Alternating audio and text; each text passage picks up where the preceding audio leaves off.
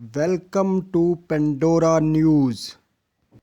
दोस्तों, दुनिया के सबसे कुख्यात चोर, बैंक डकैती, हीरे जवाहरातों की लूट, म्यूजियम बेशकीमती चोरी और विश्व प्रसिद्ध ठग, ये वो शख्सियत है जिन्होंने कलाकारों की तरह चोरियां की और जादूगरों की तरह गायब हो गए। Number 5, society general bank robbery. सन 1976 फ्रांस का नामी बैंक सोसाइटी जनरल 2 दिन की फेस्टिवल छुट्टी के बाद खोला गया। जैसे ही कर्मचारी अंदर घुसते हैं तो 400 लॉकर टूटे हुए नजर आते हैं। जब लूट की रकम का एस्टिमेट बनाया जाता है तो लगभग 60 मिलियन फ्रैंक्स, जिसकी वैल्यू आज के हिसाब से अरबों रुपए होंगी, की चोरी हो जाने का पता लगता है। और दीवारों पर लिख दिया कि without weapon no hatred no violence. Police वाले हैरान थे कि अभेद्य वॉलेट में चोरों ने कैसे सेंध लगा दी। बेहद मेहनत करने के बाद सारे गैंग मेंबर पकड़े गए, जिसमें चोरी का मास्टरमाइंड अल्बर्ट सपाजियारी भी पकड़ा गया। अल्बर्ट सपाजियारी एक बेहद ही एकाग्र बुद्धि वाला व्यक्ति था और कहीं दिल में बड़ा करने के एक आग धधक रही थी। अल्बर्ट फेमस होना चाहता था, रईसों की जिंदगी जीना चाहता था, तो उसने फ्रांस के नामी बैंक जनरल को निशाना बना दिया, जिसे लोग अभेद सोचते थे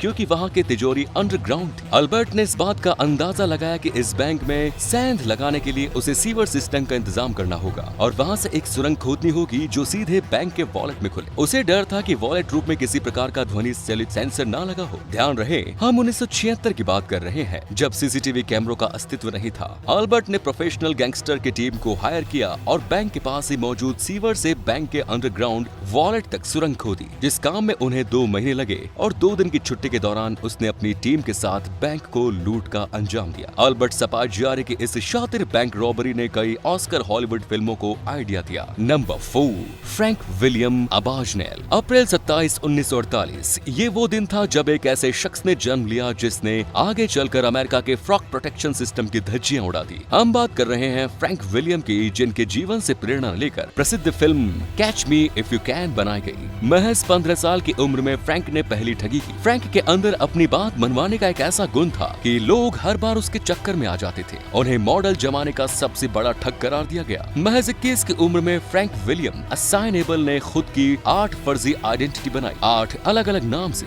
8 अलग अलग बैंक अकाउंट से, जिनमें किसी में भी कोई भी रुपया नहीं था। पैसे न होने के वक्त भी वे इन्हीं अकाउंट की चेक दिया करते थे। बैंक वाले कभी भी उन तक नहीं पहुंच पाते क्योंकि सारे आइडेंटिटी कार्ड और सोशल सिक्योरिटी नंबर फर्जी हुआ करते थे। यही नहीं, फ्रैंक विलियम ने कई प्रोफेशनल बनकर धोखाधड़ी की, कभी डॉक्टर बनकर धोखाधड़ी की तो कभी इंजीनियर बनकर। जब फ्रैंक विलियम के दिल में मुफ्त में घूमने का आइडिया आया तो उन्होंने फर्जी पायलट बनकर फर्जी लाइसेंस तक बना दिया। आखिर में दस्तावेज के फर्जीवाड़े के अपराध में फ्रैंक विलियम को 12 साल की जेल हो गई। आज फ्रैंक एक ईमानदार व्यक्ति जीवन जी रहे हैं और एक इज्जतदार इंस्टीट्यूट में पढ़ाते हैं। और क्या आपको पता है कि ये कौन सा इंस्टीट्यूशन है जहां अमेरिका के इतिहास का सबसे बड़ा ठग ज्ञान दे रहा हो? जानकर चौंक जाएंगे, और अगर चौंके तो लाइक बटन दबाएं। फ्रैंक विलियम FBI के बेहद ऊंचे पद पर आसीन है और वहां फ्रॉड प्रिवेंशन सिखाते हैं। चौंक गए ना? Next is Dan Cooper. 4 नवंबर 1971 एक सुहाना दिन। एक व्यक्ति अमेरिका के पोर्टलैंड ओरेगोन से उड़कर सिएटल वाशिंगटन जाने वाले एरोप्लेन पर 2 टिकटें लेकर चढ़ता है। उसने अपना नाम बताया, डैन कूपर। फ्लाइट की हवा में जाते ही लगभग 40 साल के बिजनेस सूट पहने कूपर ने एक खूबसूरत एयर होस्टेस की ओर इशारा किया। होस्टेस आगे बढ़ी और डैन कूपर की तरफ झुकते हुए कहा, how can I help you sir? Cooper ने अपने सूट को हल्का सा खोल कर दिखाया और कहा, मेरे पास बम है, और एयर होस्टेस की ओर इशारा किया कि वो उसके बगल में बैठ जाए। और आपको याद है ना, कूपर ने 2 टिकटें खरीदी थी। उसके बाद जो कूपर ने किया वो अमेरिकी एविएशन इतिहास का सबसे मुश्किल हल नहीं किया जा सकने वाला एकमात्र प्लेन हाईजैकिंग कांड था।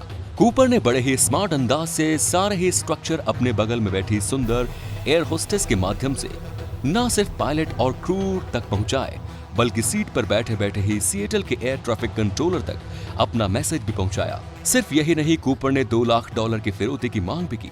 जब तक ये सिएटल एयर ट्रैफिक कंट्रोलर ने उन्हें $2 लाख, 4 पैराशूट, 2 ट्रक भरकर एरोप्लेन का ईंधन मुहैया नहीं करा दिया। उसके बाद डैन कूपर ने प्लेन को फिर से उड़ाने के आदेश दिए और प्लेन को जैसे तैसे निवाड़ा हवाई अड्डे में ऐसे ही उतारा गया। जब प्लेन की चेकिंग की गई तब पैसों से बड़े बैग और 2 पैराशूट गायब थे।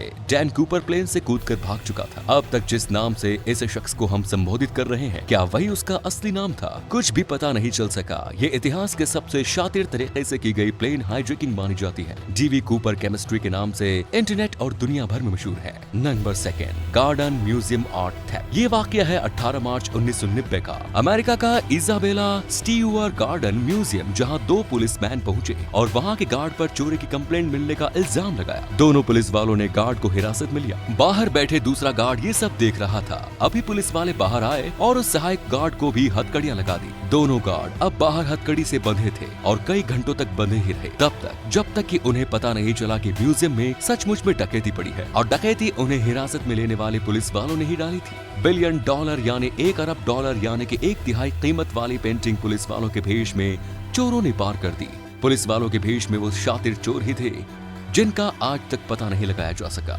आज तक की हुई आधुनिक चोरियों में ये सबसे बड़ी चोरी थी। नंबर 1, हैरी विंस्टन डकैती। दिसंबर 4, 2008 पेरिस का विश्व प्रसिद्ध ज्वेलरी स्टोर। दुनिया के नामी फैशन आइकन इस ज्वेलरी शॉप से गहने खरीदना पसंद करते हैं। एक सुहानी शाम और 3 सुनहरे बालों वाली हसीनाएं और एक बिजनेसमैन टाइप जेंटलमैन आते हैं। ये शाम का वक्त होता है जब डोर बंद होने वाली होती है और जैसे कि आप ये जानते हैं कि हर प्रोफेशनल स्टोर मालिक यही चाहेगा कि वो अपने ग्राहकों का खास ख्याल रखे। वो स्टोर बंद होने के समय के बावजूद भी स्टोर मैनेजर इन जेंटलमैन दिखने वाले ग्राहक को अपनी पसंद की ज्वेलरी खरीदने का मौका देता है। पर तभी इन सुनहरे बालों वाली महिलाओं में से एक अपने बैग से 357 कैलिबर वाली गन निकाल लेती है। दूसरी महिला अपने हाथ में हैंड ग्रेनेड ले लेती है। तब जाकर हैरी विंस्टन वालों को यह एहसास होता है कि ये सुनहरे बालों वाली औरतें असल में मर्द हैं और स्टोर डकैती का शिकार हुआ है। हैरी विंस्टन पर उस दिन किसी आम चोरों ने डाका नहीं डाला था, बल्कि कुख्यात गैंग पिंक पैंथर ने डकैती डाली थी, जिसने दुनिया भर में $12 करोड़ यानी भारतीय करेंसी में 8 अरब रुपयों से भी ज्यादा की डकैती डाली थी। उस दिन 15 मिनट में पिंक पैंथर गैंग ने हैरी विंस्टन स्टोर से बेशकीमती डायमंड, रूबी और पन्नों का वो कलेक्शन लूटा जिसकी कीमत $108 मिलियन आकी गई। आज तक इस गैंग का किसी को पता नहीं चला। दोस्तों, आपको भी इन चोरों की करतूतें समझ में आ गई होंगी, तो वीडियो को लाइक जरूर कीजिए। फिर मिलते हैं एक और इंटरेस्टिंग वीडियो के साथ।